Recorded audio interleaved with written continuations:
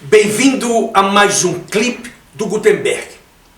Como você sabe, estamos vivendo um período extremamente difícil.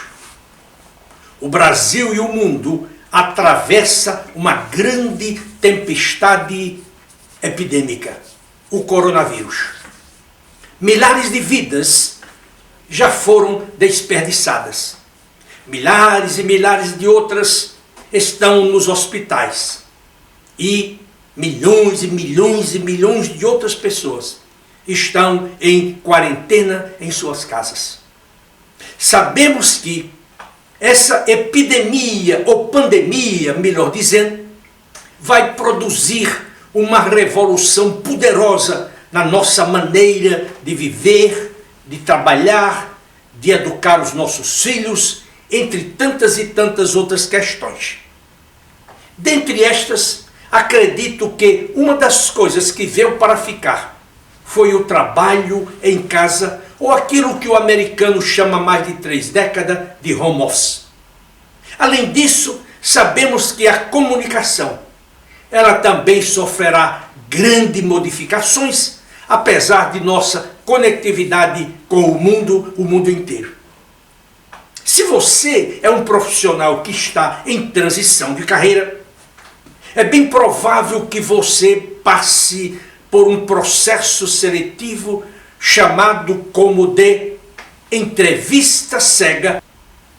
Nesse processo seletivo, é bem provável que você seja abordado por um headhunter, que você seja abordado por um selecionador de uma grande empresa, de uma média ou até mesmo de uma pequena empresa, que utilizando a técnica daquilo que o americano chamou alguns anos atrás de blind interview ou entrevista cega, você será sabatinado por alguns minutos, 10, 15, 20 minutos ou até mesmo meia hora. Você não verá o entrevistador e também ele não poderá vê-lo. Daí porque a denominação de entrevista cega ou blind interview. É provável que essa entrevista seja inicialmente feita por telefone. E esse aqui é o assunto que eu gostaria de tratar com você. Se você for abordado por um entrevistador via telefone, eu sugiro que você tenha em mãos um lápis ou uma caneta, um caderno ou uma folha de papel, onde você possa fazer anotações sobre a sua conversa telefônica com o headhunter. Em segundo lugar, eu sempre sugiro que você atenda o telefone sentado, com as suas costas verdadeiramente apoiadas na cadeira, para que você tenha um fluxo de ar normal, onde você possa verbalizar as suas palavras com clareza, com força, com entusiasmo e com muita energia. Porque à medida em que você estiver falando, é bem provável que o entrevistador o esteja avaliando e dizendo que, ou fazendo uma certa avaliação sobre o seu desempenho ao telefone. Por exemplo, se você é uma pessoa mole, fraca, sem energia, ou se você é uma pessoa forte, uma pessoa com bastante vigor e com bastante entusiasmo sobre aquelas questões sobre as quais você discorre. Em terceiro lugar, eu quero que você também preste muita atenção, não apenas ao volume de sua voz, mas também à variação de sua voz, isso é, de tal maneira que você não coloque o entrevistador para dormir e ele venha a perder o interesse de conversar com você. Comumente eu recomendo aqui internamente nos meus escritórios para todos os meus clientes, principalmente esses que têm dificuldades neste quesito, que eles leiam o jornal diário em voz alta, que eles leiam um livro em voz alta, obedecendo o rigor da vírgula, do ponto e vírgula, do dois pontos, da interrogação, da exclamação, do ponto final, etc, etc. E um outro hábito que geralmente sugiro a que o executivo desenvolva é ler discursos. Por exemplo, ler os discursos de Barack Obama, ler os discursos de John Kennedy, ler os discursos de Churchill, ler os discursos de grandes empresários, de tal forma que você possa obter informações importantes e que você possa falar.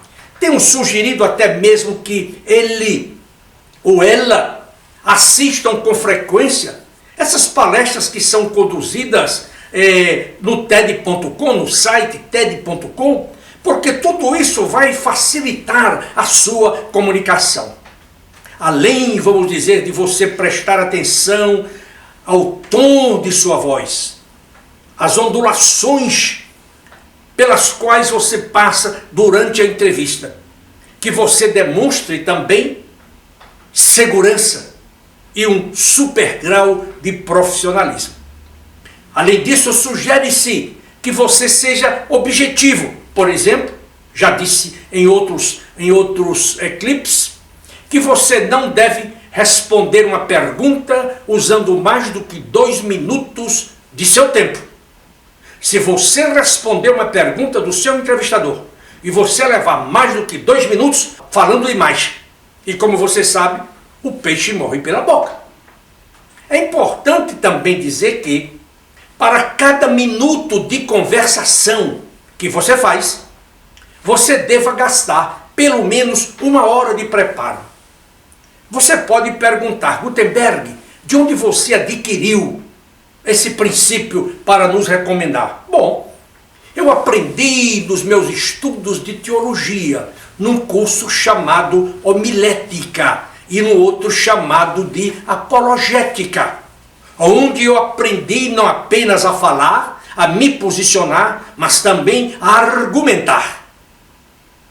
Depois de anos, diria para você talvez 40 anos de estudos de teologia, eu vim descobrir num livro de um ex-presidente da Gillette, onde ele dizia que para cada minuto que você fosse fazer uma apresentação na sua empresa, ou você fosse falar com uma alta figura de sua organização, para cada minuto você deveria se preparar durante 1 hora. Essa mesma opinião foi consubstanciada por um ex-presidente da Pepsi-Cola, por nome John Sculley. Então você veja a importância de você se preparar para a entrevista.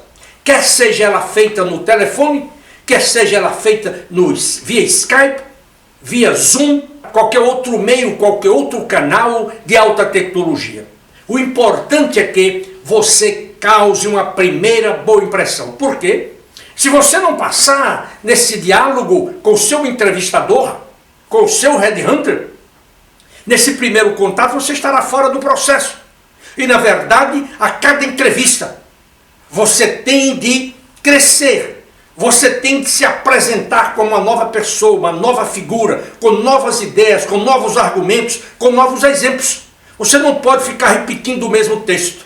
Ou, como eu sempre digo, tem aquele executivo que diz: eu tenho 25 anos de experiência na área industrial, eu tenho 25 anos de experiência na área financeira, eu tenho 25 anos de experiência como gestor de recursos humanos. Mentira, eles estão mentindo. Eles têm 5 anos de experiência e 20 repetindo a mesma coisa. Daí por que permaneceram 25 anos como gerentes? Se tivesse agido diferente, de outra forma, eles já seriam diretores, vice-presidentes, presidentes, etc, etc, etc. Então você precisa ter muito cuidado com essas questões. É super importante este primeiro contato telefônico. Eu sugiro também que você, ao atender o telefone, procure um lugar onde não exista interferência de um gato, de um cachorro, de uma criança. E se você preferir, como eu sempre faço, eu ligo o meu rádio, coloco o rádio na cultura, no canal da cultura, de músicas clássicas, e deixo aquela música suave bem baixinho. Isso faz com que eu fique tranquilo, que eu fique convicto e que eu fique forte nas minhas colocações. Então eu sugiro que você escolha um lugar que não tenha qualquer interferência de qualquer pessoa, de qualquer animal de estimação, ou até mesmo de passarinhos. É muito importante.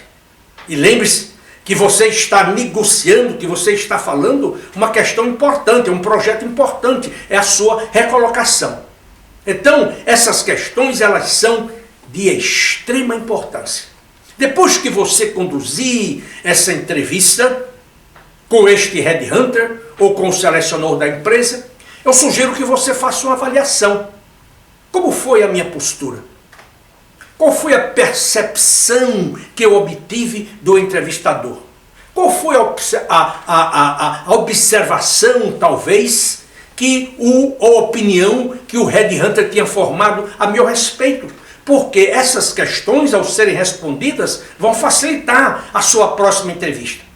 Então é fundamental que você se prepare nos dias atuais e também nos dias futuros, porque vamos enfrentar um período aí dificílimo na recolocação de executivos, apesar do preparo, das qualificações, porque você sabe, a nossa economia está em declínio e a economia do mundo.